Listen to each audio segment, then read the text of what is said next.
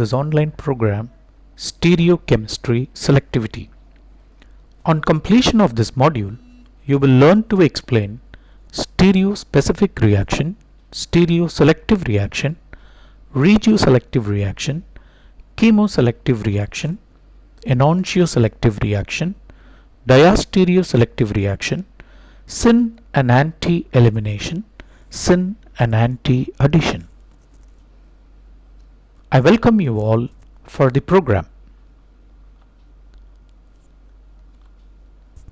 Selectivity is a natural phenomenon. Biological systems are selective in nature. Plants are selective in nature. Enzymes are selective in nature. We human beings are also selective in nature.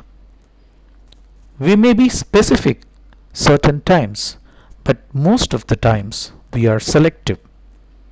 Therefore, it is not a wonder to observe specificity and selectivity in organic reactions.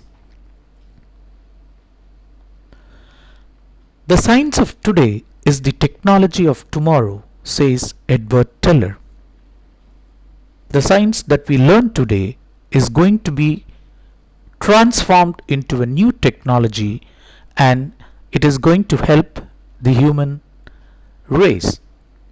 Therefore, when we learn the science of today, we have to ensure that we learn it properly in order to utilize it and transform it into the technology of tomorrow.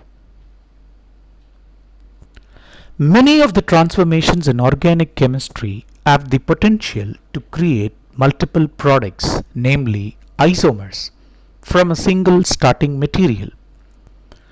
The reactions shown here, for example, could each form a mixture of constitutional isomers, namely regioisomers, or diastereomers, or enantiomers.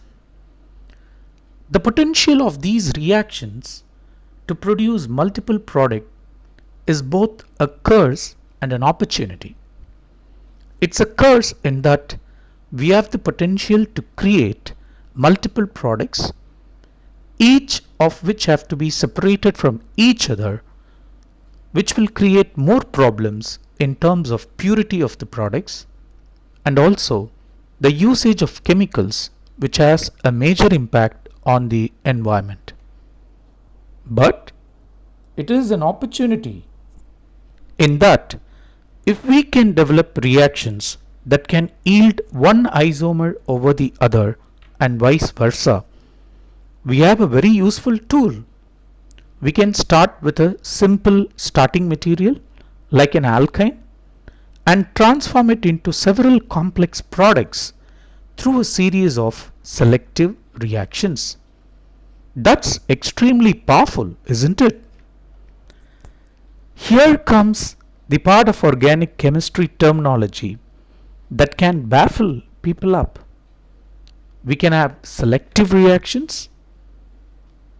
We can have specific reactions.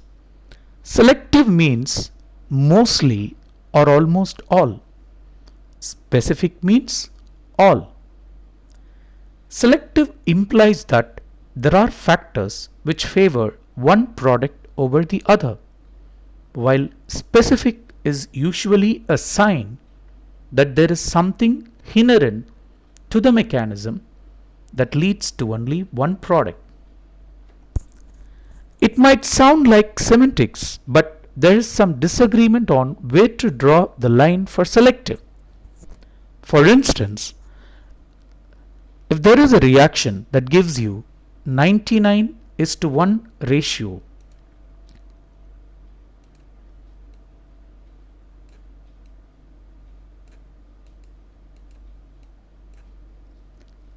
is it selective or specific? I believe that 99:1 is merely highly selective. Specific reactions are 100%.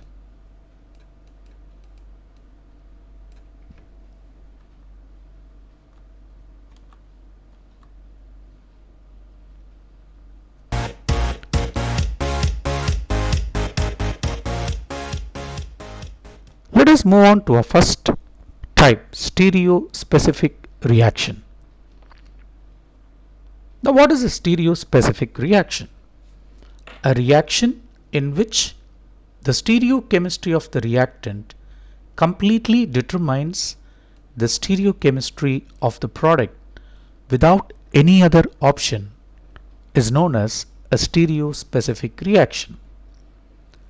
It is a reaction which is specific in nature, in which the stereochemistry of the reactant controls the outcome of the reaction. In general, one stereoisomer of certain reactant produces one stereoisomer of a certain product, whereas a different stereoisomer of the same reactant produces a different stereoisomer of the same product. To make it very simple, if we choose a particular stereoisomer as a reactant, we end up with a particular stereoisomer as a product. Let us take the simple example, the addition of molecular bromine to 2-butene is stereospecific. The addition of molecular bromine to E2-butene gives a meso 2,3-dibromobutane. On the other hand, the addition of molecular bromine to Z2-butene gives a racemic mixture of 2s 3s 2,3-dibromobutane plus 2r 3r 2,3-dibromobutane. You can understand here that we are starting with a stereoisomer and we end up with a specific stereoisomer.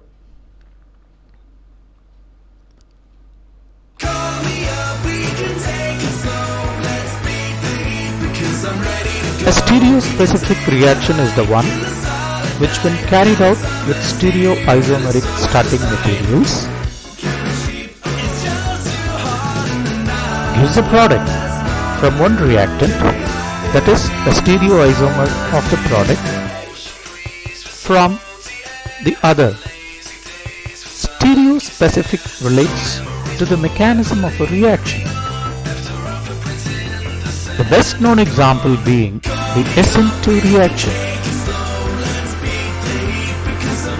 which always proceeds with inversion of stereochemistry at the reacting center.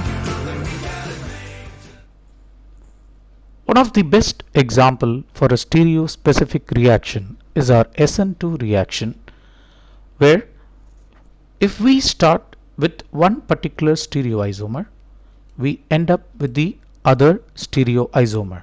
The reaction is highly stereospecific and proceeds via inversion of configuration.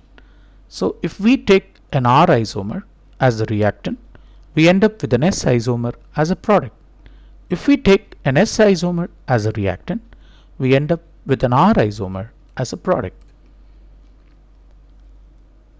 The E2 elimination of this particular reactant gives us a product which is stereospecific in nature.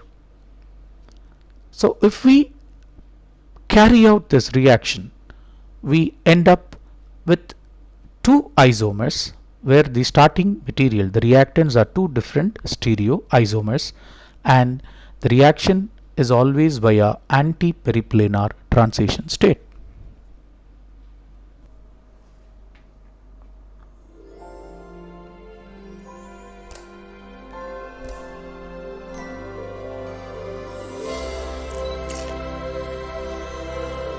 Thank you for watching.